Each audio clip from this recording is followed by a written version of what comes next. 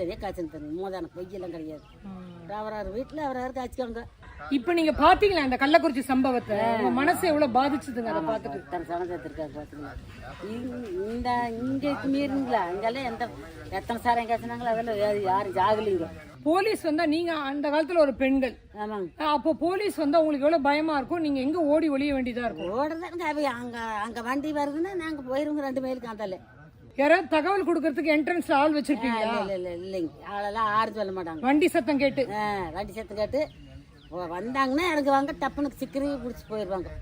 அதான் சரிங்க. நீங்க ஜெயில் போயிருக்கீங்களா? நானெல்லாம் போயிருக்கேன் கோயம்புத்தூர்.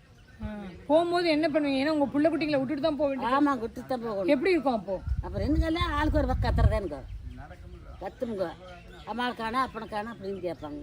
இப்ப யாராவது உங்ககிட்ட உங்க பசங்க கேட்டிருக்காங்களா, ஏன் இப்படி பண்ணீங்க அம்மா, ஏன் இப்படி பண்ணீங்க பாட்டின்னு? இப்பெல்லாம் ஒருத்தர் கேட்கல, எத்தனை கேட்கல. போலீஸார் வந்தாலும் உங்களுக்கு